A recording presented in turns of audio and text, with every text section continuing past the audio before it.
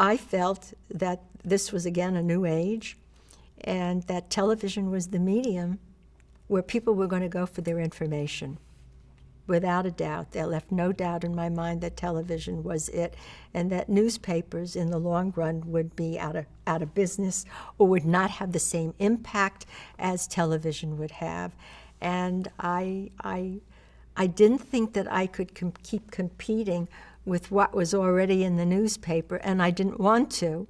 And I wanted to do something different, and I saw that this was a medium that I thought, not necessarily that I could do, but I wanted to do because I felt that the entertainment industry was such an important industry. It deserved a different kind of attention than people just thinking that you were talking about somebody sleeping with someone or whatever that was all about. And so every time I went, I saved up some money after I was writing a little story or something. I'd buy a ticket to go back to New York City and make an appointment to meet with the news director of every single network, CBS, NBC, and ABC at the time. And I remember having an appointment with the head of news at CBS, and he was that wonderful man, whose name also I have just erased from my mind. And on his floor was a copy of the New York Times. I'll never forget it. And he looked at me and he said, "Rona Barrett, you have a very good idea, but I haven't the slightest idea where I'm going to put you if I wanted to." He says, "You see, this is the first page of the New York Times, and you see the lines that I have on here? These 4 stories, I can barely get on the news at 6 o'clock in the 22 minutes that I have." He says, "I'm not saying that you should give up, but I can't do it at CBS." And then I went to NBC, and they pretty much told me the same thing. I went to KABC, which was the local Los Angeles station, and I started driving them crazy. "You have to give me a shot. You have to give me a shot. You have to give me a shot. Give me a shot." Well, I don't know. After 7.5 years, you have to realize this is not going to happen. But this is the best story that I can possibly tell you. Every Sunday, my mother and father called me. And my mother would say, "Rona, darling, why don't you come home? Why do you need to bang your head against the door? You know, your bedroom's still waiting for you. Please come home." And I'd hear my father say, "Ida, stop pestering her." Following Sunday, my father was on the phone. "Rona, darling, why don't you come home? Why bother to hit your head against the door? Your bedroom's waiting for you." And my mother would say, "Harry, stop bothering her. Stop doing this." So one Sunday when they called, I said, "You know what, Dad? I've got something to tell you." I said, "I've decided to give up. I've spent 7.5 years trying to make a living, trying to do the best I can and the best I could. And I just don't see any possibility that I'm ever going to go to television. And I don't see myself ever really making a fortune, ever writing newspaper column. So I'm coming home." He says, "What?" I said, "I'm coming home." He says, "You're doing what?" "I'm coming home." He says, "No, you're not." And I said, "What do you mean, no, I'm not? You've been begging me for all these years to come on home. Now you're saying no?" He says, "I swear to you, Rona, you must promise me. You must give it 24 more hours. Just 24 more hours."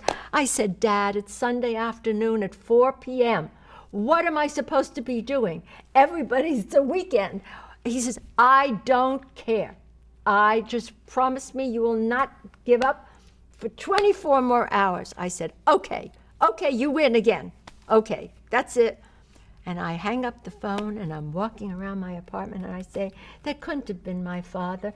All these years, both of them have been driving me crazy. Come home. Who do you think you're ever going to be? What are you going to be? They're telling me I'm really nobody. I'm nothing. I have no confidence now in myself, and I want to go home. I said, Finally, I sat down at my desk, and I took out a piece of paper, and I started writing. Mr. Leonard Goldenson, Chairman, President, American Broadcasting Company, New York City, New York. I was going to send a night telegram, and this is what the night telegram said. Dear Mr. Goldenson, after 7.5 years of futzing around with me, either say yay or nay, you will try me on TV. Signed, Rona Barrett. And I call up Western Union, and I send off this night letter. I go to sleep. Did you know Leonard Goldenson? Had you ever met him? I met him at various ABC functions when they had, the media was out to meet all for the new television season and so forth and so on. That was my extent of knowing him. And I'm awakened at 6 a.m. in the morning, and I said, hello? And this man on the other end said, hello? What have you done now? I said, who is this? He says, this is Elton Rule, president of KABC, general manager. He said, I just got awakened by Leonard Goldenson. And Leonard Goldenson said he had just received a night telegram from Rona Barrett. And he reads me this telegram, and he said to me, Elton, what do you think Rona meant by futzing around? And Elton said, Leonard, you can't use the F word in a telegram, and that's probably what it meant. He says, oh, well, Elton, this is Elton telling this story to me, and he says, Elton, I'll tell you what.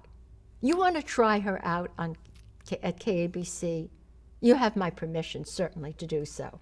But I want to tell you just one thing. I've had Walter Winchell on the air for many years on our radio network, ABC Radio.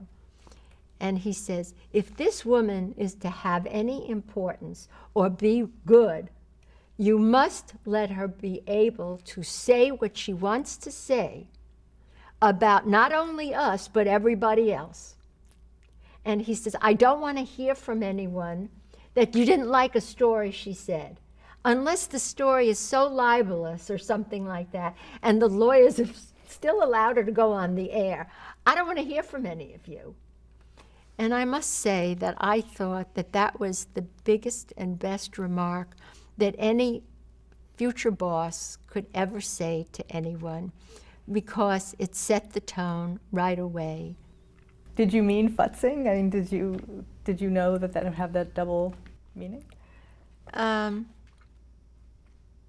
Yes, I mean, it was an expression I had heard on numerous occasions instead of the other word. So I figured I'd try to be a little bit more ladylike. And that was it. Never forget that conversation. So anyway, Elton Rule said, when can you get your butt in here?